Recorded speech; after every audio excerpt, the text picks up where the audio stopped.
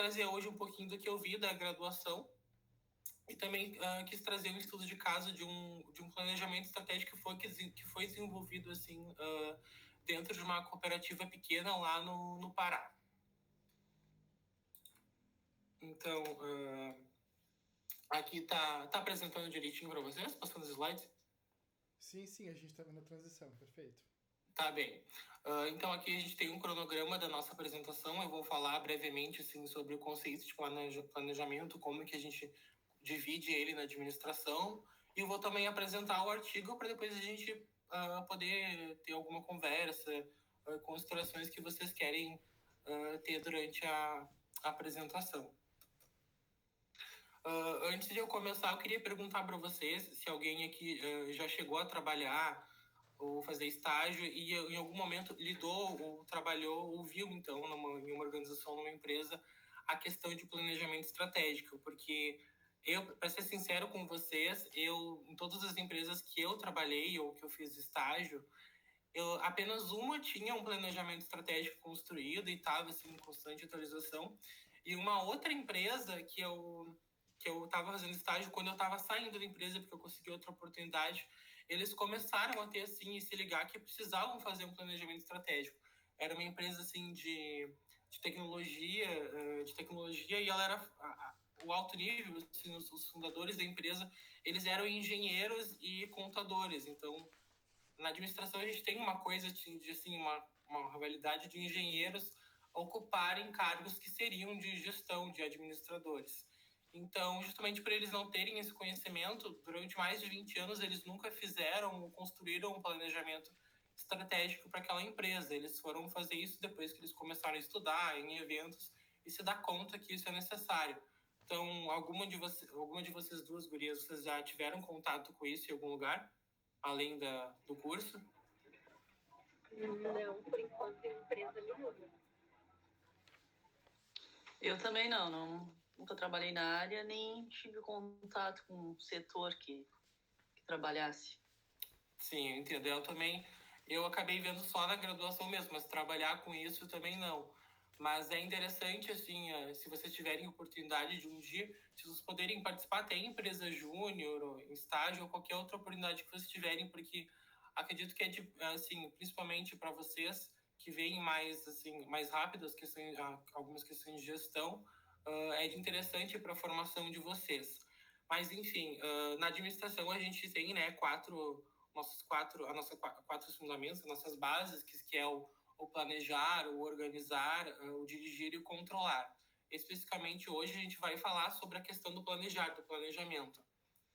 Na administração, na literatura, a gente divide ele, não sei se vocês já chegaram a ver isso em algum momento do curso, mas a gente divide o planejamento em 3 óticas, né, que são o estratégico, o tático e também o operacional. O planejamento estratégico, meninas, ele é o mais alto nível, assim, da empresa. Então, ele é elaborado pelos maiores gestores, por exemplo, o CEO, os executivos daquela empresa, o proprietário da empresa. Os objetivos deles vão ser criar e as metas e o estado que a empresa quer estar a partir de um longo prazo. Então, ele tem essa característica de ser um planejamento de longo prazo. O tempo, ele é longo mesmo. Então, pode ser de 5, 8, 10 anos. Algumas empresas, a literatura fala, né, que a gente vai ter, pode ter algum planejamento estratégico que seja de 20 ou até 25 anos. Mas levando em consideração que a gente está num mundo de constante mudança, de constante evolução, então o nosso comportamento, a forma que a gente trabalha, os instrumentos que a gente utiliza, as nossas teorias, todas elas estão em constante mudança de períodos. Então a gente tem que repensar se realmente é ideal fazer um planejamento estratégico a tão longo prazo. A flexibilidade do planejamento estratégico, então, ela é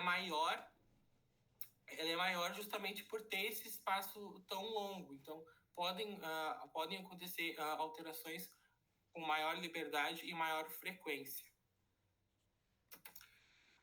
Partindo por um nível mais baixo, a gente tem o planejamento tático, que seria um nível assim, mais médio da empresa.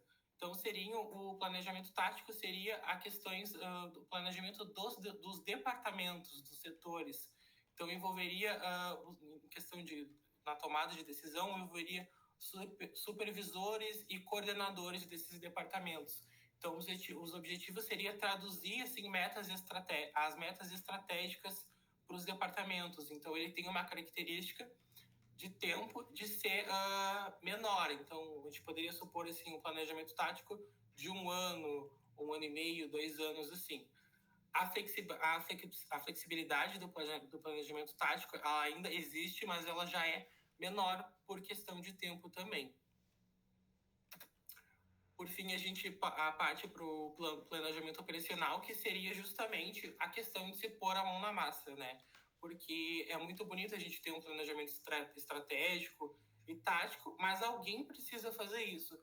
E quem seria o planejamento operacional? Seriam os colaboradores do nível mais baixo, de questão operacional mesmo. Então, o planejamento operacional, numa questão de janela de tempo, ele tem um período bem curto. Então, a gente pode fazer um planejamento de 1 semana, 15 dias, 30 dias. Então, eles têm essa característica de ser um planejamento de tempo menor. Os objetivos são fazer ações que alcancem os objetivos do planejamento tático e do operacional. Então, a empresa ela pode assim, estabelecer uma meta mensal de vendas, cronograma de tempo, controle, produção, planejamento assim, do estoque. Então, tudo aquilo que vai ser um planejamento de tempo menor. Mas, obviamente, por esse tempo ser menor, a flexibilidade dele também vai ser quase nula. A gente não pode estar mexendo muito no planejamento operacional, porque a gente está mudando, assim, a gente está mexendo muito no planejamento operacional, vai atrapalhar o nosso trabalho. Então, eu acho que também o planejamento operacional é o mais delicado de todos, principalmente que vai envolver os colaboradores, né? Quem nunca trabalhou no lugar recebeu assim uma meta, uma mudança para se fazer e era praticamente impossível, porque o gestor às vezes ele não olha essa questão do colaborador, ele só faz o planejamento da parte dele, acha que vai dar certo e não tenta entender o lado do operacional.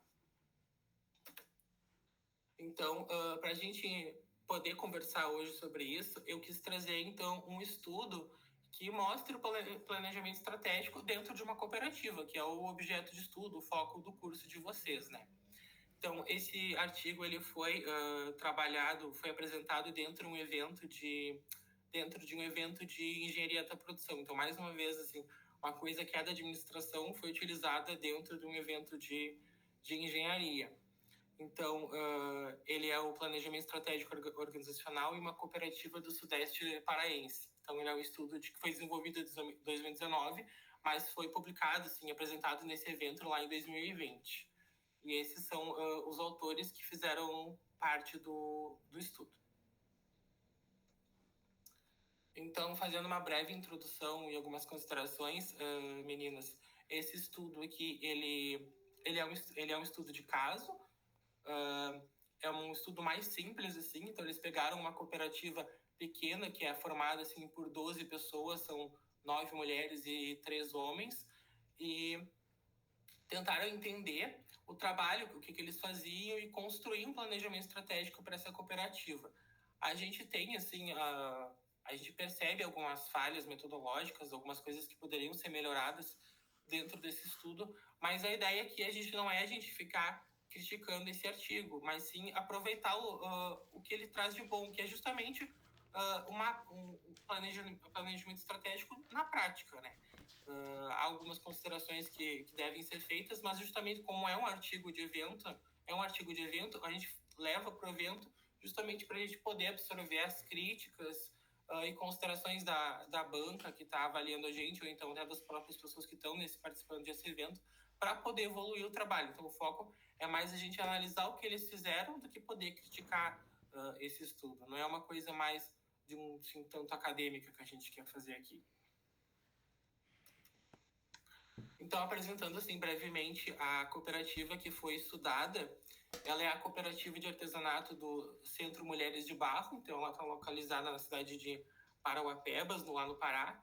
Então, esse espaço ele dispõe de uma galeria de arte e o ateliê com os produtos que eles vendem, que são trabalho feito pelos artesãos que trabalham juntamente com a cooperativa. E esses produtos eles são comercializados nessa cidade, na região, principalmente sim, por turistas que vão visitar aquela cidade.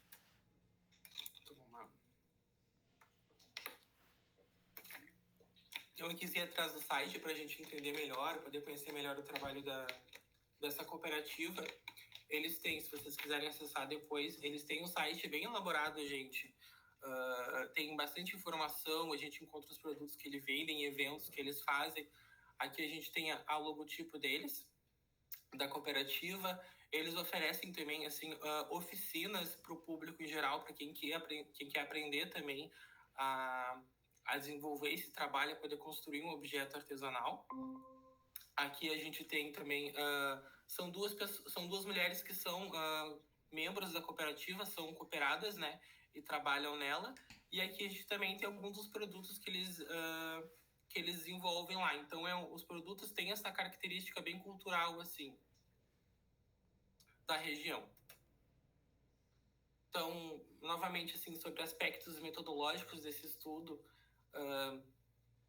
ele é um estudo de caso. A coleta de dados desse artigo aconteceu através de uma entrevista com um roteiro aberto, com um tópico aberto, onde eles entrevistaram a líder da cooperativa, e através dessas informações que eles conseguiram coletar, eles conseguiram construir um planejamento estratégico, uma visão, uma postura da cooperativa, e para poder ajudar elas, porque como a gente vê assim, na descrição do artigo, eles não tinham muita ou quase nada noção sobre gestão e sobre o que eles eram, mais ou menos.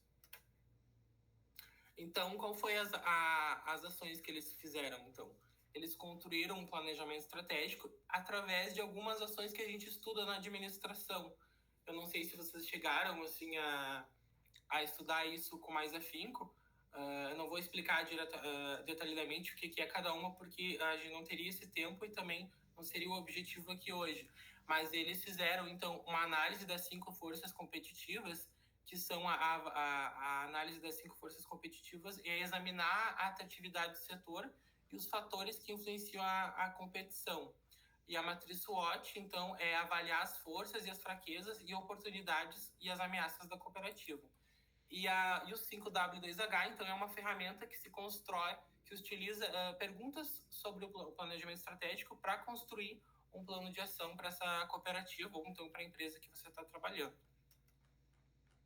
Então, eles conseguiram, através da entrevista, né, com a líder, construir e entender qual seria a postura estratégica dessa cooperativa.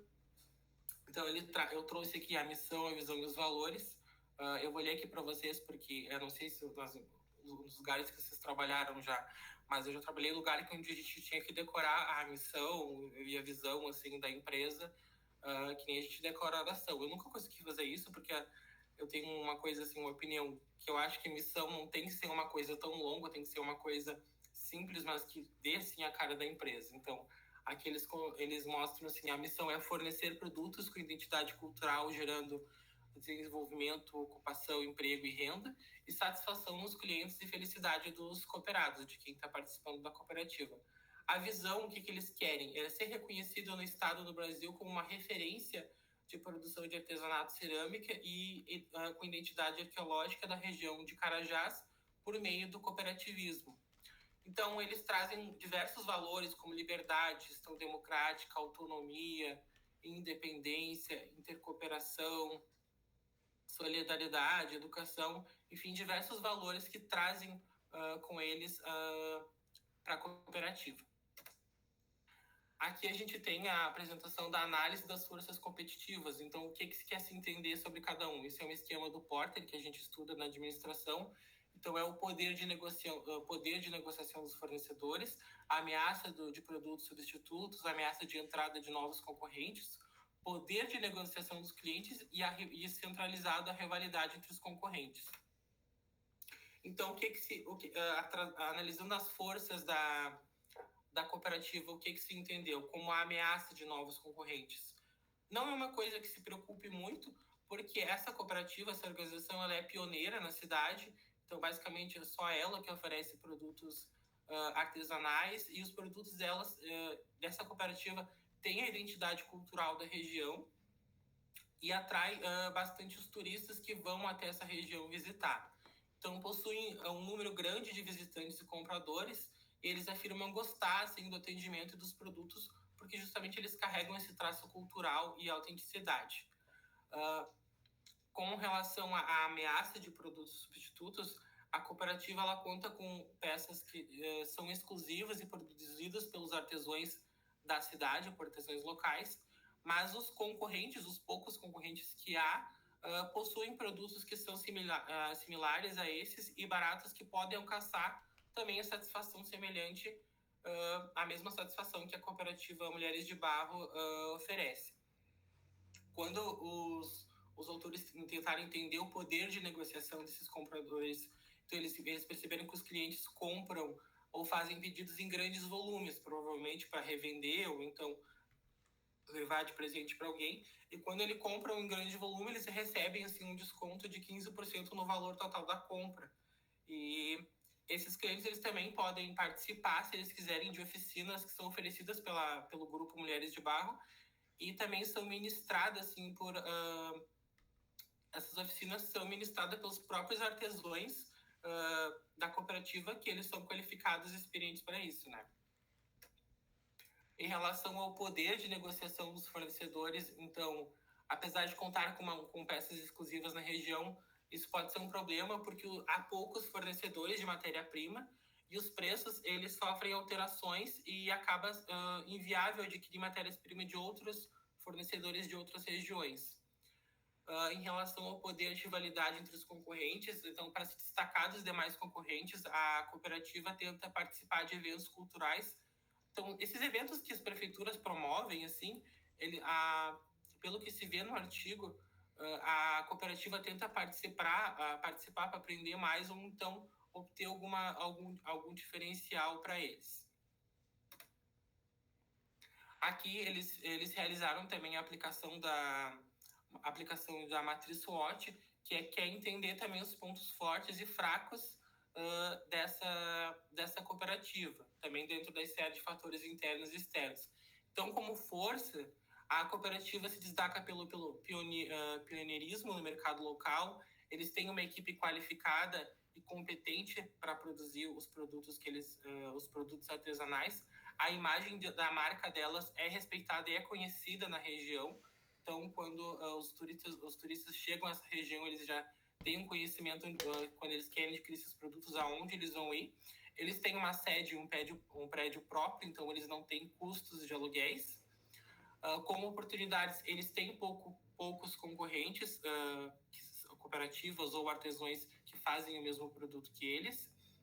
Eles são a principal distribuidora de peças artesanais dessa região. E eles têm um apoio assim, de esferas governamentais e eventos de cultura e lazer. Até a cooperativa nasceu a cooperativa se formalizou e nasceu sobre um evento cultural que teve. Então, a líder do grupo conseguiu criar a cooperativa a partir de um evento assim. Como fraqueza, eles têm a a posição geográfica deles não é favorável dentro da cidade. Eles ainda dispõem de dinheiro e recursos financeiros mais limitados, e eles têm assim habilidades e conhecimento de negócios limitados. Justamente eles não tinham essa noção de planejamento estratégico. Por isso que eu digo, apesar do estudo ter assim algumas falhas metodológicas, ele conseguiu ajudar essa cooperativa a entender uma coisa importante para eles. Como ameaça, eles têm indisponibilidade de recursos financeiros, surgimento de novos empreendedores no ramo, então a qualquer momento pode surgir outra cooperativa ou então outros grupos de artesãos também querer fazer o mesmo trabalho deles, e também o baixo interesse pela população local. O principal público deles são os turistas que vão para a região. Eles elaboraram também, os autores, um plano de ação a partir do 5W2H, que são questões que se fazem para a formulação de um plano. Essa Sandra Santos, ela é a líder da cooperativa. Então, é ela que gerencia a cooperativa e tenta trazer assim, melhores ações para que elas consigam uma rentabilidade maior.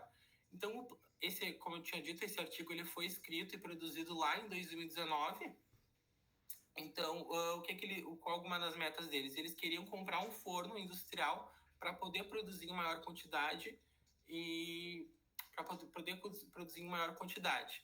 Então, eles queriam adquirir esse forno na cidade de São Paulo para aumentar melhor o processo produtivo, como a partir de adquirir peças separadamente num custo de R$ 5.000. Outra ideia que eles tinham, que foi adquirido também com o estudo, é alugar um outro ponto comercial ainda. Essa ação deveria ser realizada ainda pela líder, pela Sandra, no ano de 2020. Então, eles queriam adquirir esse ponto nesse bairro Cidade Nova para se tornar mais acessível. Então, eles queriam fazer isso através de uma corretora de imóveis, trabalhando nesse valor de R$ 1.000. Outra ação que é bastante eficiente, né, para eles, seria a questão de divulgação. A responsável seria a Aurenice, que é a outra cooperada do grupo. Ainda no ano de 2019, eles queriam fazer isso de forma online para aumentar a visibilidade, criando perfis em redes sociais. Eles não pretendiam gastar assim tanto dinheiro para essa ação, mas a gente sabe que hoje em dia, para tu crescer na internet, principalmente em questão de empresa, tu tem que aprender sobre o tráfego pago, tem que investir em anúncios e Google Ads, tem que se investir na divulgação online. Então, pessoal, para a gente fechar essa primeira parte aqui, o que a gente conclui desse trabalho? A cooperativa, ela enfrenta desafios significativos, então eles têm uma necessidade maior de conseguir parcerias com empresas públicas e privadas. Eles precisam garantir recursos financeiros porque eles não dispõem disso. Mas, entanto, a cooperativa ela tem um potencial grande pela sua singularidade no mercado e eles têm uma oportunidade de se destacar na produção artesanal. Então, assim, o planejamento estratégico ele é visto como uma ferramenta crucial para melhorar a gestão da cooperativa, para eles conseguirem resultados melhores e tornarem mais fortes. Então, o artigo, assim, ele enfatiza a importância de se valorizar iniciativas que promovem o patrimônio artístico e ecológico da região e também gerar emprego e renda. Então, muitos dos cooperados, desses artesãos que trabalham com o Grupo Mulheres de Barro, eles são pessoas que a renda sustentam a família. A renda é o trabalho de artesanato com a cooperativa. Então, o artigo apresenta um estudo abrangente sobre como o planejamento estratégico ele pode ser aplicado em uma cooperativa de artesanato, destacando a importância de uma gestão eficaz para enfrentar desafios e aproveitar as oportunidades de mercado.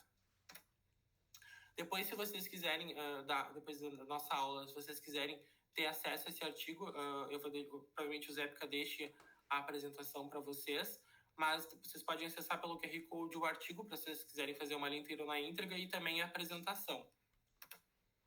Aqui eu trouxe algumas referências que a gente usa na administração sobre planejamento estratégico.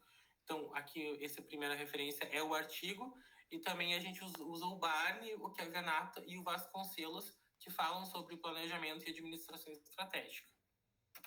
Queria agradecer esse espaço para a apresentação. E agora eu queria conversar um pouco com vocês, saber o que vocês acharam da apresentação, do estudo de caso, o que vocês têm a considerar. Falar sobre mais o curso de vocês, eu fiquei bem interessado. Eu não conhecia esse curso e vi que a gente tem uma ligação muito forte com a administração, né? Eu vi que vocês são uma turma pequena, vocês estão no fim do curso, o que vocês gostariam de falar?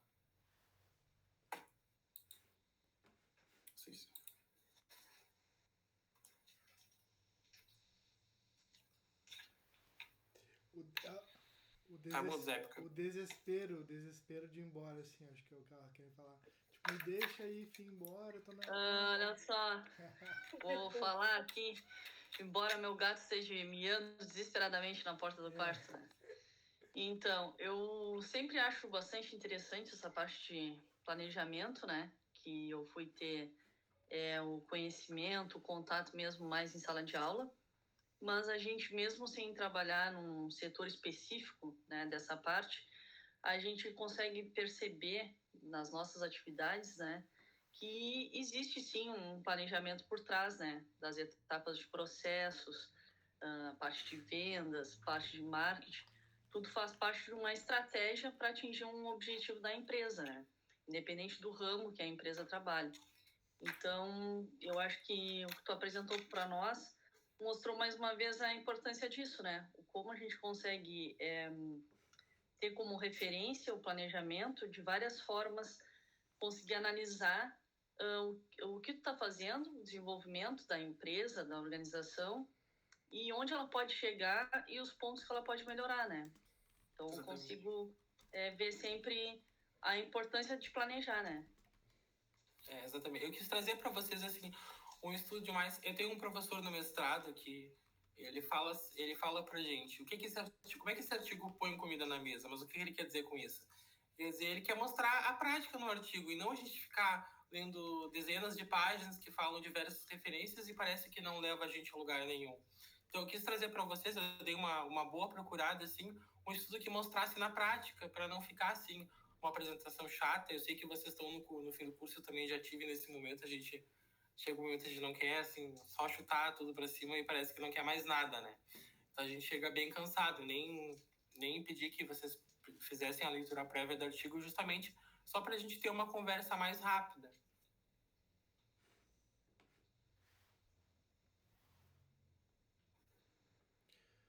Perfeito, gente. Querem fazer alguma pergunta para Eduardo, alguma coisa? Aquele momento, né? Então, vou fazer o seguinte. Então, vou te agradecer, Eduardo. Eu já ia chamar de Dudu, acabei chamando, né? Mas eu vou te agradecer imensamente aí pela tua agenda, pelo teu tempo, pela dedicação de trazer esse material pra gente. Como eu comentei com as meninas, assim, a gente teve uma disciplina de planejamento estratégico, mas ela fica sempre naquele nível muito teórico, porque não dá tempo da gente trazer nada muito prático, nada muito voltado à prática. Então, acho que tu traz, assim, uma síntese muito interessante e consegue mostrar um pouco da prática de como é que faz. Até ali no teu slide tu mostra 5W2H, a gente fez uma tarefa de 5W2H prática, então é legal mostrar que aquilo não é só uma tarefa, né, a ser entregue pro professor, que aquilo faz sentido para uma cooperativa que está aí se desenvolvendo. Então acho que foi muito bem-vindo, assim, tá? Te agradeço muito aí pelo teu tempo e por ter conversado com a gente hoje. Um prazer. Eu que agradeço a oportunidade, foi assim, rápido e breve, mas eu acho que é interessante a gente poder ver isso na prática, principalmente eu achei interessante que é uma cooperativa pequena, então assim, famílias se sustentam a partir daquilo e não sei como é que vocês veem isso no curso, mas geralmente, assim, na administração mesmo a gente vê estudo de casos, a gente estuda casos de empresas grandes, assim, então não sei se você chegou a ver a cooperativas de crédito, Sicredi ou de alimento tipo a Aurora. Então eu acho mais legal a gente ver assim, uma coisa que é mais próxima da nossa esfera também, né? Geralmente o que a gente vê são esses estudos, né, dessas cooperativas bem maiores mesmo, que acredito que tenha mais visibilidade, talvez, nessa área de cooperativa e desses casos assim, de planejamento e outras coisas, né?